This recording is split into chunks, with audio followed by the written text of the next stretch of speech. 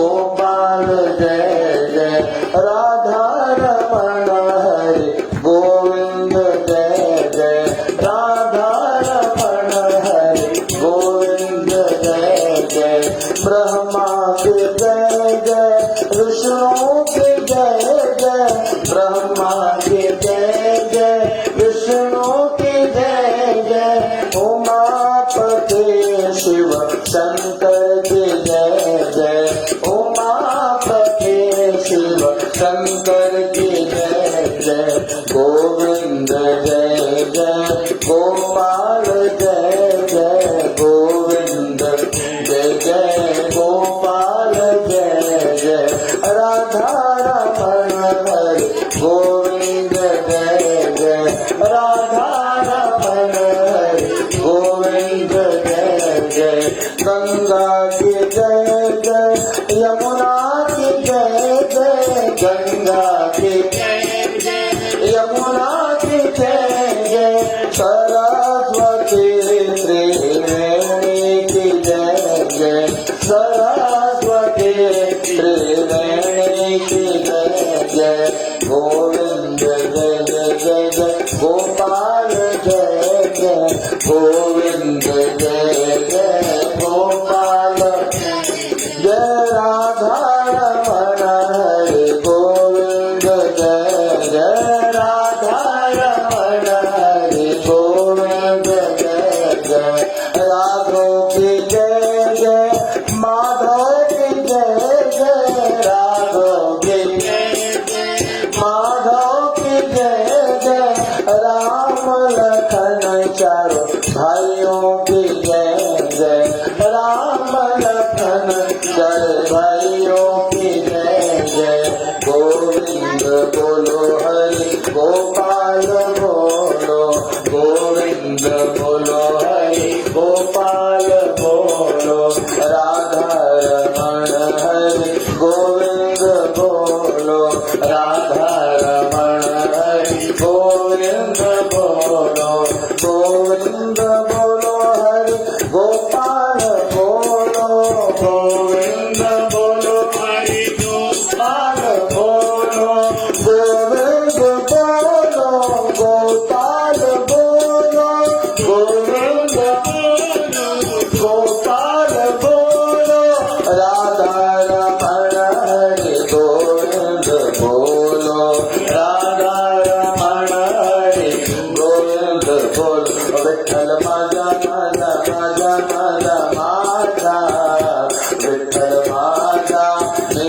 विठ्ठलाचा ओ विठ्ठल माझा माझा माझा माझा माझा विठ्ठल माझा मी विठ्ठलाचा विठ्ठल विठ्ठल विठ्ठला हरि ओम विठ्ठला विठ्ठल विठ्ठल विठ्ठला हरि ओम विठ्ठला पंढरीनाथा विठ्ठला हरि ओम विठ्ठला तुकारामाचा विठ्ठला हरि ओम विठ्ठला विठ्ठल विठ्ठल विठ्ठला हरि ओम विठ्ठला माय बापा विठ्ठला हरि ओम विठ्ठल विठ्ठल माझा माझा माझा माझा माझा विठ्ठल माझा मी विठ्ठलाचा ओ विठ्ठल माझा माझा माझा माझा माझा विठ्ठल माझा मी विठ्ठलाचा। भगवान की कथा सत्यनारायण भगवान की दिव्य कथा श्रवण करें। उसके पूर्व सभी को प्रणाम करते हुए सभी के हृदय में बैठे श्री राघव सरकार को प्रणाम करते हुए विज्ञान के माध्यम से जो कथा सुन रहे सभी भक्तों के हृदय में बैठे मेरे परमात्मा को प्रणाम करते हुए कथा को प्रारंभ करें। कथा जो है कहते हैं नैमिषारण्य तीर्थ की कथा है ना। आप अष्टादश पुराण है, पुराण कितने हैं? 18 पुराण है। अष्टादश पुराणों में से एक पुराण का नाम है स्कंद पुराण और स्कंद पुराण के अंतर्गत कहते हैं एक छोटा सा उसका चैप्टर है रेवाखंड और रेवाखंड के अंतर्गत भगवान की कथा है जो 5 अध्याय में है। कहीं 7 अध्याय भी प्राप्त होती है। तो कहते हैं भगवान की कथा वही है। भगवान की कथा क्या करती है? कहते हैं भगवान की कथा जीव की व्यथा को दूर कर देती है। जो मन में व्यथा है, जो कष्ट है, जो संकट है, जो मन में उलझन सा है, क्योंकि जीव संसार में कुछ भी कर ले लेकिन वो भीतर से अशांत है और शांति मिले इसलिए भगवान की कथा है।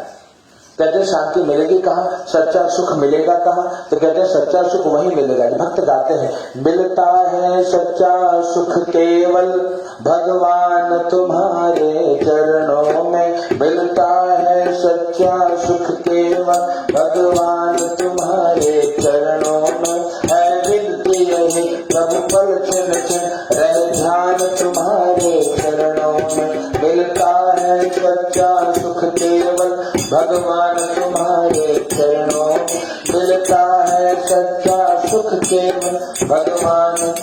फिर मिलता है सच्चा सुख कहाँ, केवल ओनली कहाँ, भगवान के श्री चरण में सच्चा सुख वही मिलेगा। बाकी संसार, कहते संसार में जो सुख है उस सुख के साथ दुख भी है, एक सिक्के के दो पहलू है कहते हैं। और जीव सुखी कहते हैं, दृष्टि बदल गई तो जीव सुखी हो गया। याद रखना, आपके हमारे जीवन में जो होना है वो होकर रहेगा, है ना, ये हमारे हाथ में नहीं। कुछ बातें मानस में दादा लिखते हैं कि 6 बातें हमारे हाथ में नहीं है।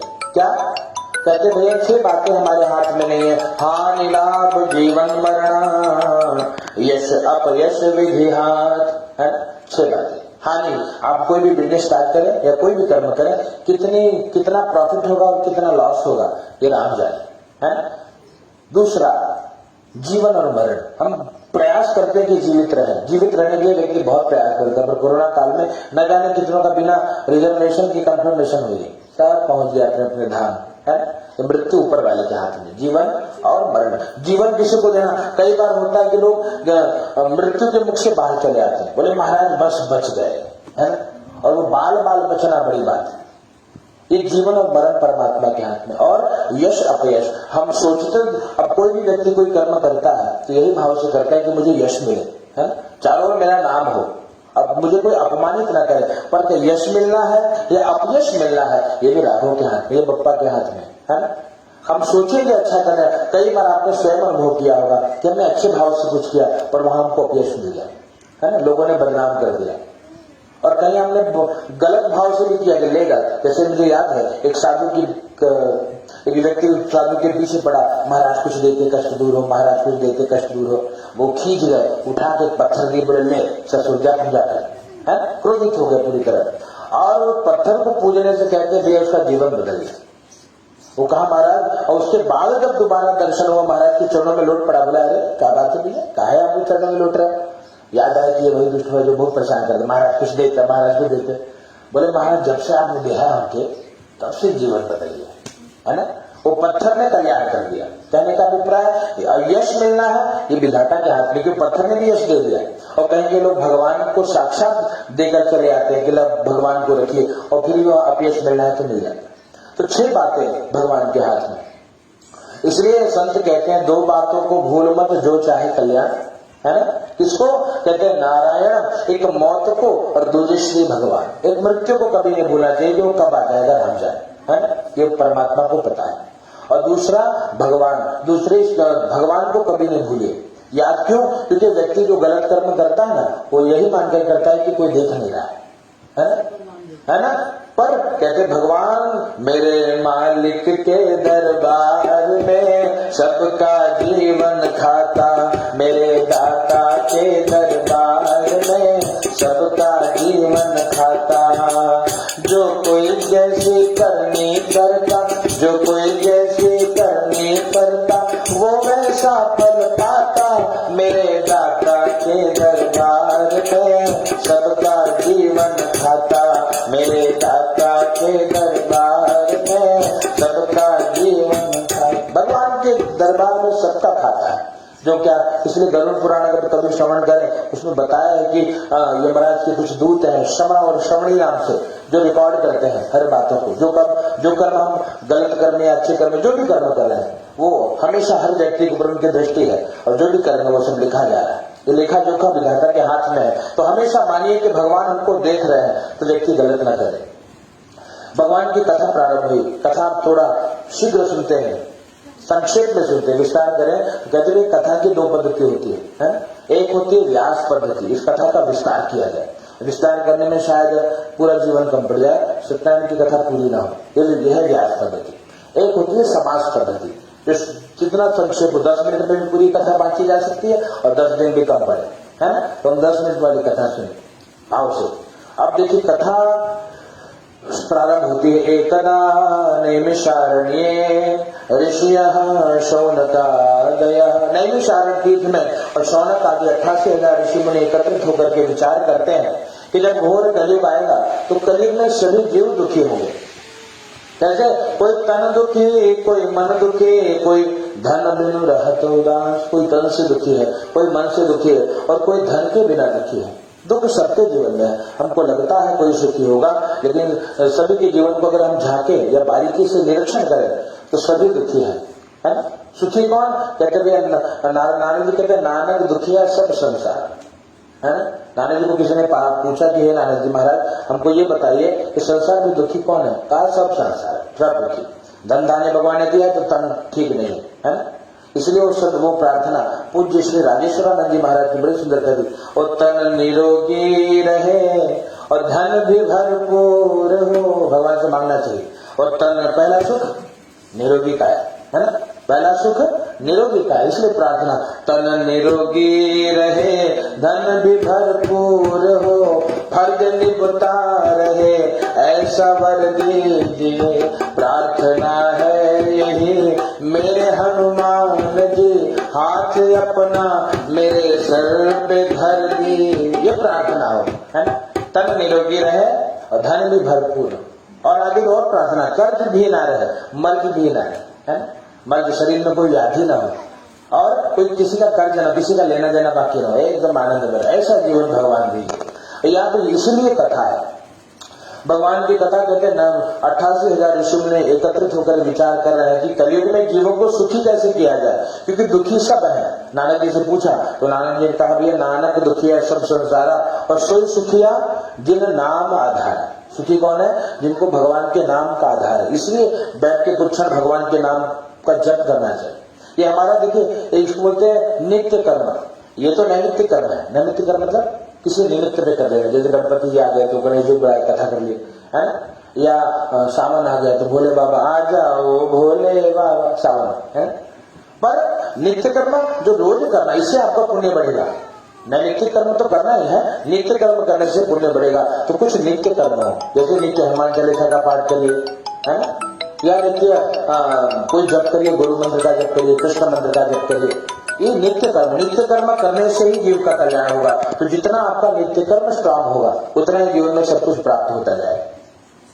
यहाँ पे यही बात है। उनको बताया कि कैसे सभी सुखी होंगे। कहते स्वयं सुखी है जिन नाम आधार है, जिसको भगवान के नाम का आधार है। इसलिए कुछ ना हो तो नाम कीर्तन करिए है। संत गाते हैं कि नाम कीर्तन करो तुम सुधर जाओगे, नाम कीर्तन करो तुम सुधर जाओगे, नाम कीर्तन करो तुम सुधर जाओगे, नाम कीर्तन करो तुम सुधर जाओगे, पाके हरि नाम को भव से तर जाओगे, पाके हरि नाम को भव से तर जाओगे।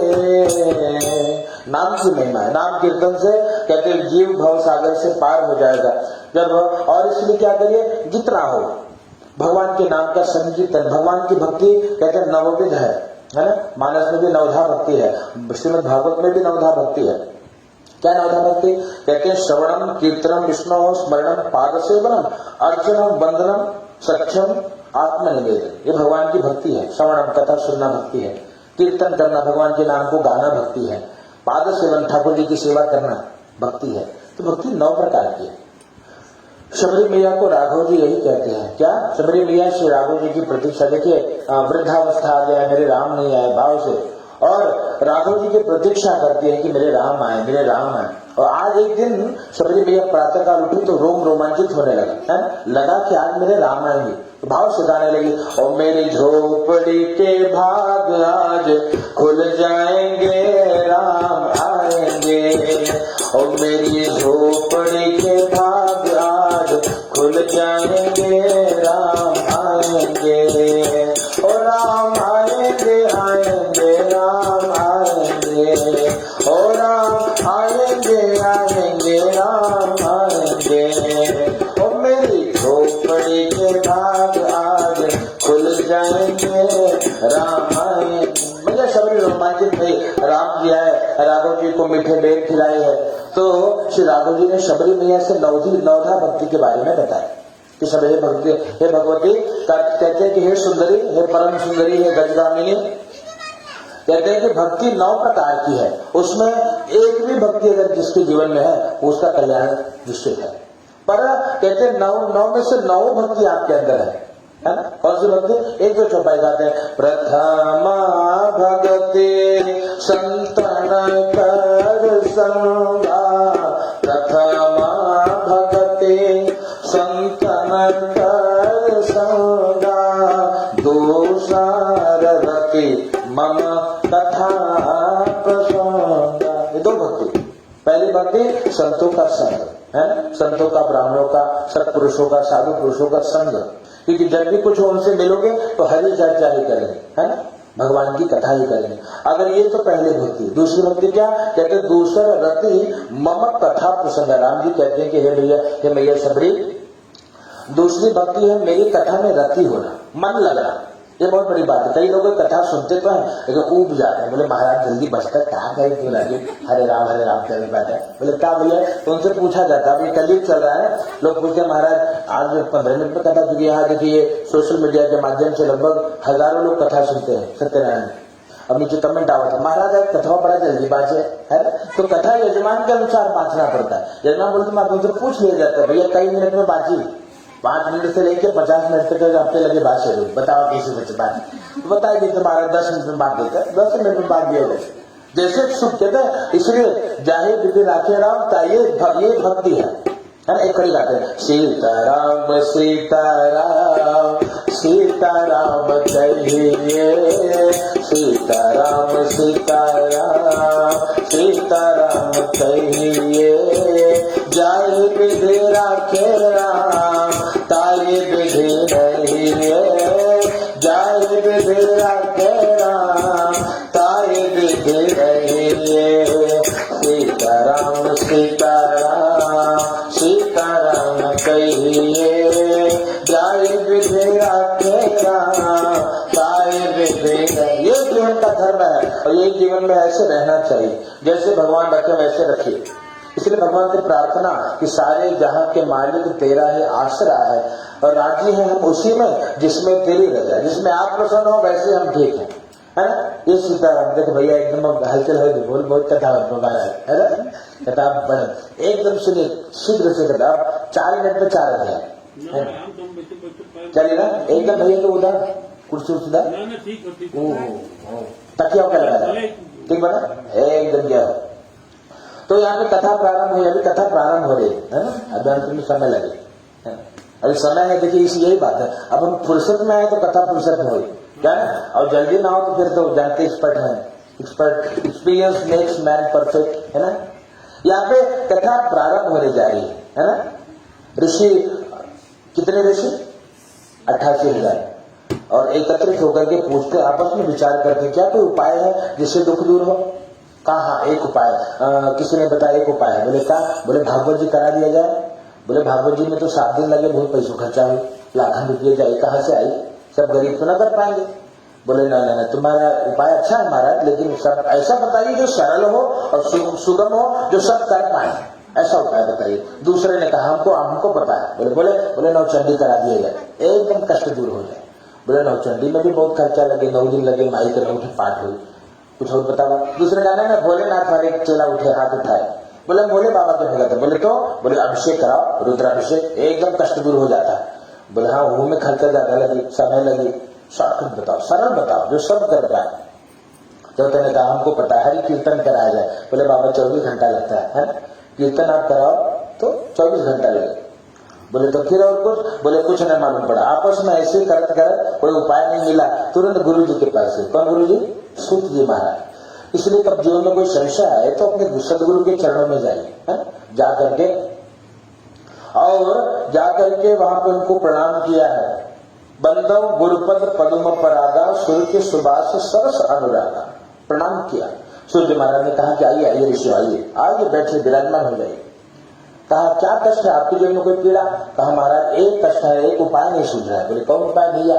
बोले यही जो भविष्य में हमारी संततियां सुखी हो, गोत्र मतलब जो जानते हो, गोत्र मतलब आप किस ऋषि के संतान है, वो गोत्र है। आप गौतम ऋषि की संतान है। गर्भ ये 3 में आवत है, 3 और 13 सुना है न सुना? तो गांव में लोग बोलते 3 में है महाराज की 13 में। 3 वाले बड़े श्रेष्ठ माने जाते हैं। ब्राह्मणों का गोत्र होता है अधिकतर, गर्ग, गौतम और शांडिल्य, ये तीनों भाई। तो आप गौतम ऋषि के वंशज हो, हम शांडिल्य के वंशज हैं। तो ये ऋषि परंपरा है। आप हम इसलिए कि हम सब ऋषि पुत्र हैं। ये स्मरण करने, ये याद रहे, इसलिए गोत्र पूछा जाता है। गोत्र याद हमको, पीढ़ी को तो याद रखे। 3 पीढ़ी में पूर्व में कहा था तो गौतम ऋषि, अरे हम तो गौतम गोत्र है हमारे, किसी का वत्स है, किसी का अत्रि है, किसी का कश्यप है, ये सब ऋषियों के नाम है। तो यहाँ पे यही ऋषि, जैसे हर माता पिता अपने संतान की चिंता करते हैं, कैसे उनका भविष्य, अपने से अच्छा जीवन हम अपने बच्चों को देना चाहते हैं। हमने भले कष्ट में जीवन बिता लिया, मेरे बच्चे राज है। ओ इसलिए गीत गाते, काहे के ब्याहोगे दे किराने बेटी राज, माँ विदा करती है, भाव देती मेरी बेटी राज करे। ये भाव होता है कि हमसे अच्छा जीवन हमारी संतान पाए। ऋषि ने यही विचार किया, उपाय नहीं मिला। सूर्य महाराज को बोले उपाय बताइए महाराज, कष्ट दूर हो, दुख दूर हो, कैसे सब सुखी हो। तो सूर्य महाराज ने बता दिया एक उपाय है। क्या बोले? आप लोग जैसे आदमी से पूछ रहे हो, एकदा नारदो योगी परानुग्रह कांक्षा पर्यटन विविधान लोकान मर्त्य लोकमुपागत। नारद जी पर्यटन विविधान लोकान, अनेक लोगों में भ्रमण करते हुए अंत में मृत्यु लोक पे आए। और मृत्यु लोक पे आकर के क्या देखा? ततो दृष्टवा जनान सर्वान नाना क्लेश संबंधिता। नारद जी, और कहा जैसे नारद जी ने यही प्रश्न भगवान से पूछा था जो आप पूछ रहे हो, कैसे दुख दूर हो। और जो भगवान ने नारद जी को उपाय बताया था वो मैं आपको बता रहा हूं। आप लोग बड़े ध्यान से एकाग्र मन से श्रवण करिए। ऋषि ने कहा भैया नारद जी को क्या लेना देना, दुख सुख की बात। नारद जी तो भैया अकेले आदमी है, मेहराज में बच्चा, केकर चिंता नारद जी की सताए लगे। बोले नारद जी संत है। संत कौन? कहते हैं ये जो परहित सरिष धर्म नहीं भाई, जो परहित करे वो संत है। यहाँ पे नारद जी एकदा नारदो योगी, नारद जी की व्याख्या करें तो नारद जी को नारद ददात इति नारद, नारद मतलब ज्ञान है ना, जो ज्ञान देता है वो नारद। नारद जहाँ गए वहां ज्ञान देकर के चले। और सब बोलते हैं लोगों ने नारद जी को बड़ा बदनाम कर रखा है ना। लोग नारद कहते हैं जो झगड़ा लगा है ना, तो नारद का। लेकिन नारद जी कहते नारद जी महापुरुष है, ब्रह्मर्षि है। नारद जी क्या करते? जो नारद जी वही करते हैं जिससे जीव का कल्याण हो, जिससे जीव की मनोकामना की पूर्ति हो, है ना। तो ये नारद ददात इति नारद। तो नारद जी महाराज योगी है, दूसरा उनका विशेषण। तो नारद जी योगी है। योगी कौन? देखिए योग मतलब क्या होता है, बचपन में पढ़ते हैं ना, योग करिए। योग मतलब जोड़ना, है ना। योग मतलब जोड़ना। नारद जी जुड़े हैं जिससे? भगवान से। तो जो भगवान से जुड़ा है वही योगी है। नारद जी एकदा नारदो योगी, और क्या करते हैं? परानुग्रह कांक्षया, परहित करते हैं। योगी का काम क्या? जो परहित करे। यही मनुष्य मात्र का धर्म है। जितना हो उतना देखिए, कोई लेकर न जाएंगे। और हम जितना कर रहे हैं पुत्र के लिए करें या संतान के लिए करें, अगर हमारा पुण्य जीवन में अगर हमने पुण्य किया होगा तो हमारे संतान राज करेंगे। बाढ़े पुत्र पिता के घर में, अपने गांव में कहते हैं, बाढ़े पुत्र पिता के घर में, और खेती उपजे अपने कर्म। अपने कर्म से खेती उपजती है। और पिता अगर धर्म करे तो पुत्र राज करता है ना, या उनके संतान राज करते हैं। तो ये ऋषियों ने आप नारद जी इसी प्रकार के एकदा नारदो योगी परानुग्रह परिहित का भाव लेकर के अनेक लोगों में भ्रमण करने के बाद नारद जी मृत्यु लोक में आए, सबको दुखी देखा। और जब नारद जी ने सबको दुखी देखा तो भगवान के पास गए और भगवान के पास जाकर के भगवान को प्रणाम किया। मर्त्य लोके जना सर्वा नाना क्लेश समृता नाना निधोत्पन्ना जैसे महाराज स्वकर्मी केनो उपायेन चैतेषां दुःखनाशो भवेत् ध्रुव इति संचितं तथा विष्णुलोकं गतस्तदा। केनो उपाय, किस उपाय से सबका दुख दूर हो। नारद जी ने ऐसा विचार किया, भगवान के पास गए और भगवान का दर्शन किया। तत्र नारायणं देवं शुक्लवर्णं चतुर्भुजं, शुक्लवर्ण के 4 भुजाधारी शंख चक्र गदा पद्म वनमाला से विभूषित भगवान का दर्शन किया। भगवान की स्तुति करने लगे।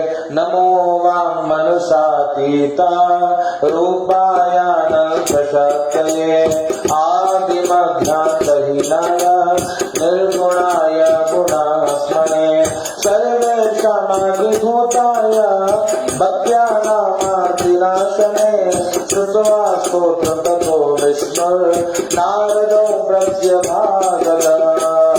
ओ श्रीमन्नारायण नारायण नारायण श्रीमन्नारायण नारायण नारायण। ओ भगवान नारायण नारायण नारायण भगवान नारायण नारायण नारायण। श्री हरि नारायण नारायण नारायण। ओ बद्री नारायण नारायण नारायण। ओ सत्य नारायण नारायण नारायण। भगवान के नाम को गाते हुए पहुंचे नारायण नारायण नारायण। भगवान ने कहा क्या बात है नारद जी, बड़ी स्तुति कर रहे हो। श्रुत्वा स्तोत्रम ततो विष्णुर नारदम प्रत्यभाषत। स्तुति सुनने के बाद भगवान ने कहा नारद जी किमर्थमागतो असि किम ते मनसि वर्तते कथ्यस महाभाग। आपको क्या चाहिए, आपके मन में क्या है, पूछिए हमको। नारद जी ने कहा प्रभु सो तुम जानो अंतर्यामी, सो तुम जानो अंतर्यामी। पुरवाहु मोरा मनोरथ स्वामी, पुरवाहु मोरा मनोरथ स्वामी। भगवान से प्रार्थना करी प्रभु सो तुम जाना हूं, सब जानते हो तो क्या पूछ रहे हो, अंतर्यामी हो आप तो। कहते भगवान कहाँ है, कहते बसा हुआ भगवान सबके मन मंदिर में। हरि का देवस्थान सबके मन मंदिर में, एक जगह ना उससे खाली, पत्ता पत्ता डाली डाले सब में उसी का नूर समाया। पशु पक्षी इंसान बसा हुआ भगवान सबके मन मंदिर। भगवान सबके मन में विराजमान, हृदय में विराजमान है। तो प्रभु सो तुम जानो अंतर्यामी, आप तो जानते हो तो फिर काहे पूछ रहे। भगवान ने कहा नारद जी फिर भी आप बता दीजिए।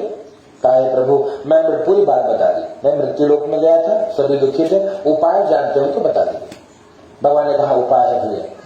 बोले सरल बताना, सरल और सुगम उपाय। यही प्रश्न ऋषियों ने भी पूछा था कि सरल सुगम उपाय जो कष्टों को दूर करे। का एक उपाय है। बोले भैया मेरे हरि अनंत, हरि कथा अनंता, कहानी सुनाई बहुविधि सब संता। सभी संत सभी ब्राह्मण अपने अपने विवेक के अनुसार भगवान की कथा को गाते हैं। भगवान के रूप अनेक है, भगवान का स्वरूप अनेक है ना। इसलिए हमारे भजन गाते हैं कभी राम बन के, कभी श्याम बन के, चले आना प्रभु जी चले आना।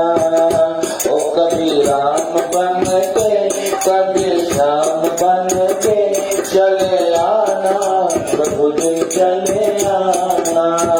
ओ प्रभु गणपति रूप में आना, ए प्रभु गणपति रूप में आना। रिद्धि साथ लेके, रिद्धि साथ लेके, चले आना प्रभु जी चले आना। ओ कभी राम बन के, कभी श्याम बन के, चले आना प्रभु जी चले आना।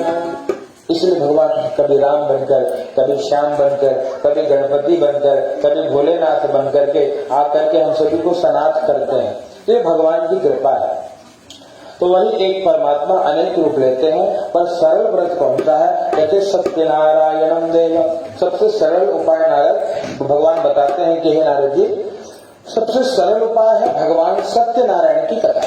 बहुत समय नहीं, 2 घंटा बैठना है गिन के, एकदम घड़ी के कांटे से 2 घंटा बैठ जाओ कल्याण है। बाकी समय 8-8 घंटा 6-6 घंटा दिन में, महीना में 10 बार 7 बार कई बार बैठा है। लेकिन भगवान सत्यनारायण की कथा के 2 घंटा बैठिए, पूजन भी हो जाए, कथा हो जाए, हवन भी हो जाए, आरती भी हो जाए। सबसे सरल sweet and short package of getting पुण्य है ना। इफ यू वांट पुण्य then sweet and short package, सबसे सरल मधुर पैकेज। 1-2 घंटे में पुण्यार्जन कर लो। बाकी पुण्यार्जन में बहुत मेहनत करना पड़ेगा। नौचंडी पाठ करना, आप देखो वास्तु भवन में देखा पूरा घरमा गर्म हो गया, जहाँ हाथ लगाओ तो दरवाजा चल रहा है। बहुत समय भी लगे और बहुत मेहनत भी लगे, धन भी खर्च हो। पर सरल उपाय सत्यनारायण करें, इसमें सब है। इसमें पूजा भी है, इसमें अभिषेक भी है, इसमें कथा भी है, इसमें हवन भी है, इसमें आरती भी है। दिस इज द पैकेज, है ना। एकदम पुण्यार्जन करना है। और if you don't have lots of money, बहुत पैसा नहीं बा, थोड़ा सा पैसा खर्चा करा और पुण्यार्जन करेगा, भगवान की कथा है। पर हाँ, इसमें एक लगेगा, क्या लगेगा, टप लगेगा, बैठे पड़ी 2 घंटा अथवा बड़ो भले इसी से बेटे बैठे पड़े, ऑप्शन नहीं, एक ये। दूसरा क्या लगेगा, दूसरा समय लगेगा। दिन भर कम से कम 12 बजे तक तो व्रत रहिए, फलाहार करके रहिए, उसके बाद पूजन सुन के फिर भोजन कर लीजिए, कोई दिक्कत नहीं। तो ये इसमें देखिए, इसमें पैकेज है, इसमें सब है, व्रत भी है ना। कोई ऐसा उपाय नहीं जो इसमें नहीं, इसलिए सबसे सरल और सुगम उपाय है भगवान सत्यनारायण की कथा। तो नारद जी को बताया, नारद जी बड़े प्रसन्न हुए, कहा महाराज इससे क्या मिलेगा बताओ। बोले भैया कृत्वा सद्य सुखम भूतो, सुख मिलेगा। आप अगर परेशान हो, दुखी हो, हताश हो, त्रस्त हो, डिप्रेशन में हो, है ना, आपको बड़ी मानसिक चिंता सता रही है, कहीं और नहीं जाना है, भगवान की शरण में आ जाइए।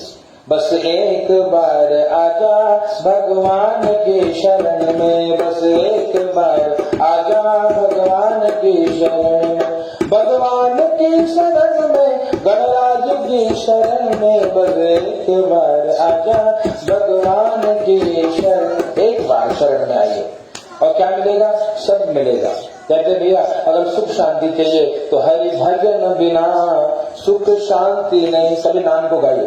एक देखिए 2 मिनट हम संकीर्तन करते हैं भगवान के नाम का, देखिए कितने आंख बंद करके भाव से गा के देखिए, बड़ी शांति मिलेगी। 1 मिनट गाते हैं। जय राधा माधव जय कुंज बिहारी, जय राधा माधव जय कुंज बिहारी, जय गोपी जन वल्लभ, जय गोपी जन वल्लभ, जय गिरिवरधारी। ओ जय राधा माधव जय गिरिवरधारी। हरे रामा हरे रामा राम राम हरे हरे, हरे कृष्णा कृष्णा कृष्णा हरे हरे, हरे रामा राम राम हरे हरे, हरे कृष्णा कृष्णा कृष्णा हरे हरे, हरे राम राम राम हरे हरे। श्री राम जय जय राम, श्री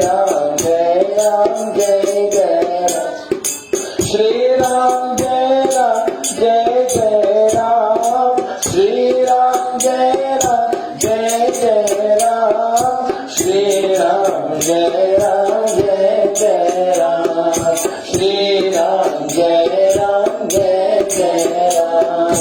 मुकुंद माधव गोविंद बोल, मुकुंद माधव गोविंद बोल, श्री हरि माधव हरि हरि बोल, केशव माधव हरि हरि बोल, केशव माधव हरि हरि बोल, हरि हरि बोल करे हरि हरि बोल, हरि हरि बोल करे हरि हरि बोल, हरि हरि बोल करे हरि हरि बोल, हरि हरि बोल करे हरि हरि बोल, केशव माधव गोविंद बोल, केशव माधव गोविंद बोल, केशव माधव हरि हरि बोल, केशव माधव हरि हरि बोल, केशव माधव हरि हरि। 1-2 मिनट का कीर्तन मन को बहुत शांति देता है। इसलिए हमारे यहाँ नियम था, प्रातः काल उठिए तो भगवान के नाम को कहिए, राम राम राम करके उठिए। रात्रि को शयन करिए, कुछ ना हो तो 10 बार हरे राम करिए, कल्याण होगा। शांत सच्चे मन से भगवान बहुत कष्ट है, सच्चे मन से हनुमान चालीसा पढ़ के देखिए, हनुमान जी की कृपा से सब दूर होगा। संकट कटे मिटे सब पीरा, जो सुमरे हनुमत बलबीरा, नाशे रोग हरे सब पीरा, और मनोरथ जो कोई लावा। ये सब हनुमान चालीसा में स्पष्ट है कि मनोरथ को भी पूरा करेंगे, संकट को दूर करेंगे, कष्ट को दूर करेंगे, लेकिन कब? हरि जपत निरंतर हनुमत वीरा, जपत निरंतर हनुमत वीरा। निरंतर करना होगा, व्रत को, तप को, पूजा को, आराधना, सेवा, सुमरन, तप जो भी करिए निरंतर करिए, बिना अंतर के। निरंतर मतलब बिना किसी अंतर के, मतलब प्रतिदिन करिए। जब प्रतिदिन करेंगे तो कल्याण होगा। भगवान ने यही पूछा, क्या मिलेगा? सुख मिलेगा पहला, और बोले अंतिम क्या मिलेगा? अंत में क्या मिलेगा, है ना? अंत में बोले भैया अंत में मुक्ति मिलेगी। जीवन में क्या, व्यक्ति के जीवन में 4 पुरुषार्थ है। पुरुषार्थ मतलब जो 4 चीजें व्यक्ति को प्राप्त करनी है जीवन में, है ना? क्या क्या है आप जानते हो? पुरुषार्थ क्या है? पुरुषार्थ चतुष्टय कहते हैं हमारे। क्या है वो? पहला धर्म, सभी को धर्म कमाना है खूब करके, खूब धर्म करें। दूसरा अर्थ, खूब पैसा कमाइए, धन की कमी न हो, कभी ऐसा न लगे कि थोड़ा और कमाए, चांस के पैसा कमाएंगे, है? धर्म फिर अर्थ। पर अर्थ कैसे? धर्म पूर्वक कमाए, अधर्म से कमाएंगे। कहते भैया गोस्वामी तुलसीदास जी लिखते हैं कि भैया अधर्म का जो धन है, कहते तुलसी 12 बरस में जड़ा मूल से जाए, अनिति से धन होता है बरस 5 और 7, और तुलसी 12 बरस में जड़ा मूल से जाए। मतलब कहते तुलसीदास जी कहते कि भैया जो अनिति से कमाया गया धन है वो कहते 5 साल टिकेगा या 7 साल टिकेगा, है ना? और नहीं तो भैया अगर 5-7 साल टिको गया, 12 साल आते आते सब साफ हो जाए। इसलिए आपने देखा होगा बड़े बड़े जो राजा थे उनको रंग बनते आपने देखा होगा, और आपने वो भी देखा होगा कि 12 साल में रंग से लोग राजा बन गए। तो जिसने धर्म से धन कमाया वो राजा बन गया, जिसने अधर्म किया 3, 5, 7, 9, 11 वो धीरे धीरे समाप्त होने लगता है। इसलिए क्या करिए? धर्म से कमाइए, है ना? धर्म पूर्वक धर्म। फिर तीसरा पुरुषार्थ, आपने धर्म कमाया, अर्थ कमाया। तीसरा काम संतान उत्पत्ति करना, मतलब अपने समान और पुत्र पुत्री आगे बढ़े, संतति बढ़े, वंश परंपरा बढ़े। ये तीसरा पुरुषार्थ है जो जरूरी है। चौथा पुरुषार्थ क्या है? मोक्ष, मुक्ति का काम, मुक्ति की कामना, मुक्ति को लक्ष्य मानकर चलना कि शरीर छूटे तो भगवान के धाम को जाए।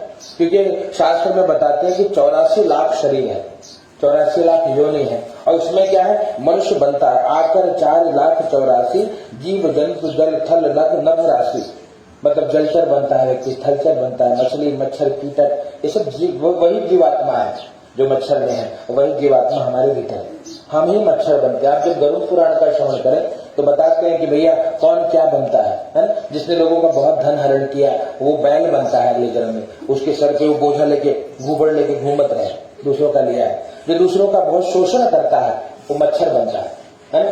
खून चूसता सबको एक बार में स्वाहा, है ना? तो ये कर्म का फल है।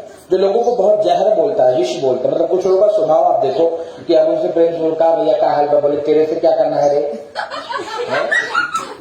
है ना? ऐसे लोग मिलते हैं, कितनों प्रेम से आप मीठा मीठा बोले वो कड़वा बोलते हैं। तो ऐसे लोग क्या बने? वो अगले जन्म में सर्प बनते हैं, विष बनते। कोई दूध भी पिलाए तो सांप को जहर देगा, है ना? तो ये गरुड़ पुराण में लिखा, इसलिए सुनना चाहिए।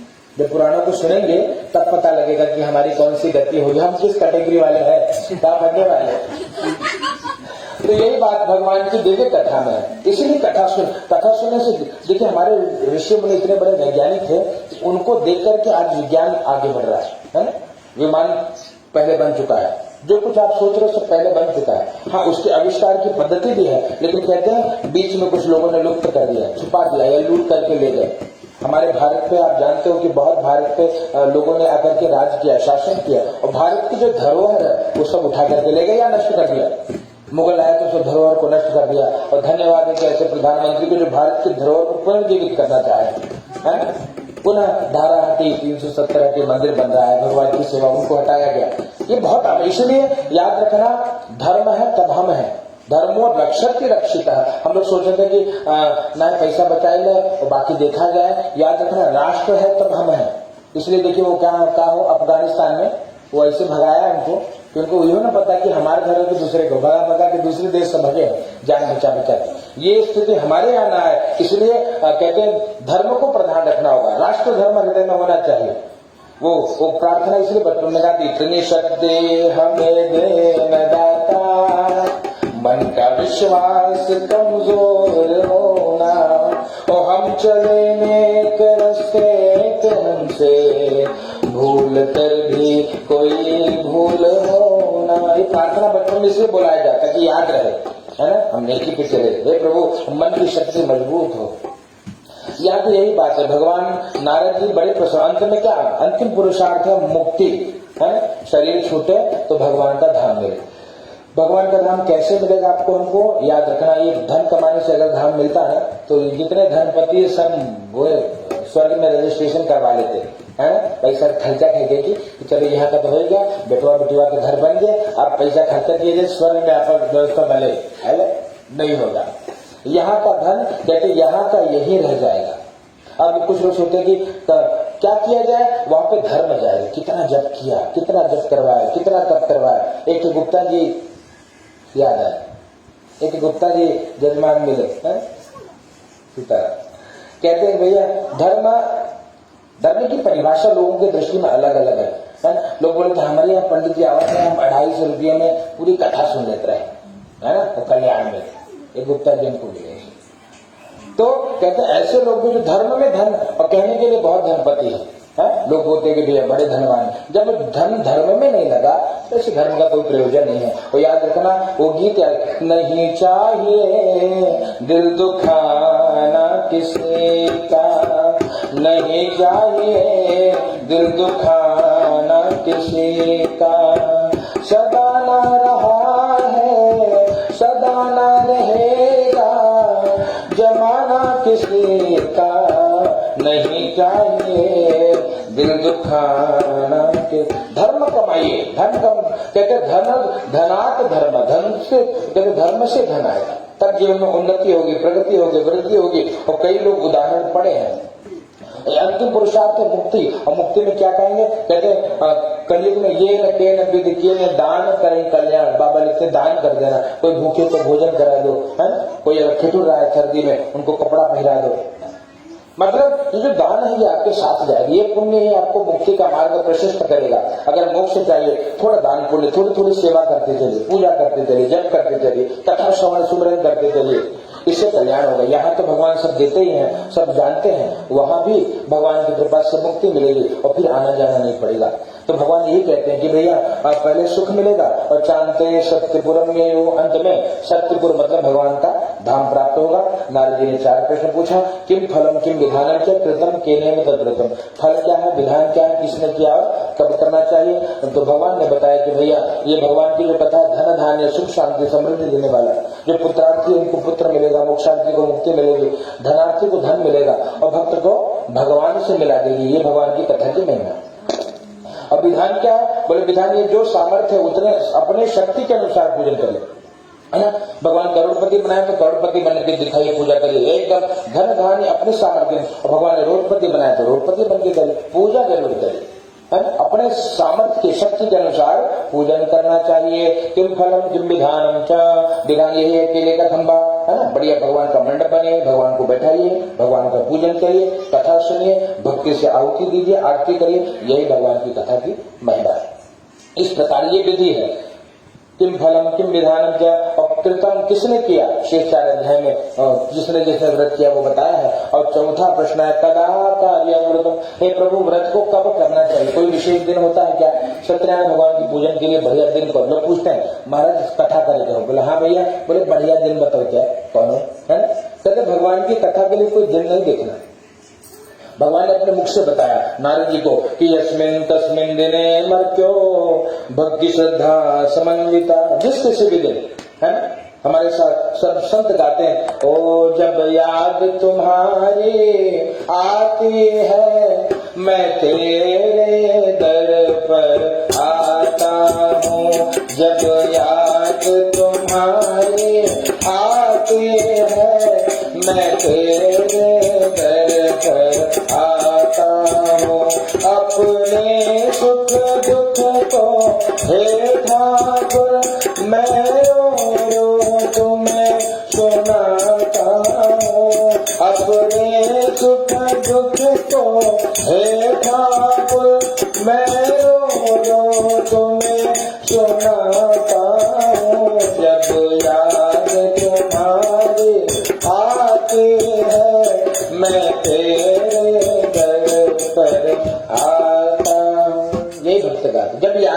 उसी दिन पूजन करिए, जीव का कल्याण होगा।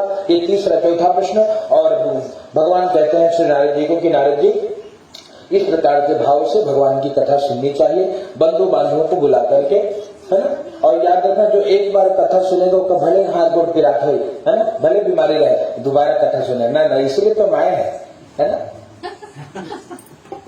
ये कथा की महिमा है, वही कहानी है, वही कथा है, कुछ नया कुछ नहीं है, पर इतनी रोचक है। कहते भगवान की कथा क्या है, कहते दिने दिने नवम नवम, भगवान की कथा रोज नहीं लगती है। बप्पा जी को आप वही मूर्ति है, रोज आप जब दर्शन करेंगे रोज नए लगेंगे। आज थोड़ा मुस्कुरा रहे हैं, कुछ लोग बोलते हैं, जो भगत होते हैं बोलते महाराज आज बप्पा थोड़े मुस्कुरा रहे हैं। बोले क्या बात है, कभी लगता नहीं आज थोड़ा नाराज से रहे। बोले हाँ तो उनको मना बैठ बाब भाई बड़ा। तो इस प्रकार से कहते भाव ही भगवान को हम कहा कहते भगत के वश में है भगवान, है ना, भक्त के वश में है। और जब इस प्रकार की भक्ति हो कि हमको लगे कि भगवान आ गए, देखो भगवान हमको देख रहे हैं, तब भक्ति जागेगी, है ना। और नहीं तो लाए वो माटी की मूर्ति और ला के झोंक दिए, जा पुरचा मर्ची लौकर और की कथा ऐसे न कर। कुछ लोग ऐसे से विद्वान पढ़े, बोले महाराज पंडित जी को नहीं बुलाते। बोले बहुत अच्छा काम करते क्या हो, बोले लाते हैं और जाके 1.5 दिन में सीधा पानी में सीता रहा। बोले बस। और उसके बाद बोला फिर उसके बाद कितने बार गणपति जी की पूजा करते हो भैया वो भी बता दो, क्योंकि आप भक्त हो। बोले उसके बाद अगले साल पुरसा बस। हाँ बोला जब ऐसे भक्ति करोगे तो बोले कोई मतलब नहीं, बतलाओ साहब। अरे इसकी विधान है, देखो अगर आप प्रतिष्ठित मूर्ति है, जैसे ये मूर्ति प्रतिष्ठित है, तो यहाँ पूजन आप करिए, एकदम कोई आप खुद करिए तो आपको फल मिलेगा। पर मिट्टी की मूर्ति तो उसकी प्रतिष्ठा की परंपरा, इसलिए ब्राह्मणों की आवश्यकता है ना। उसकी प्रतिष्ठा करवाते हैं कि भैया ये भाव करिए वो करिए, तब जाकर के भगवान की प्रतिष्ठा हो। विसर्जन में कुछ बोला, हम एक गुप्ता जी मिले थे हमको, है बोले हम विसर्जन खुदे कर लेते हैं। ऐसे ना होता है साहब, खुदे करने से कल्याण ना होता है।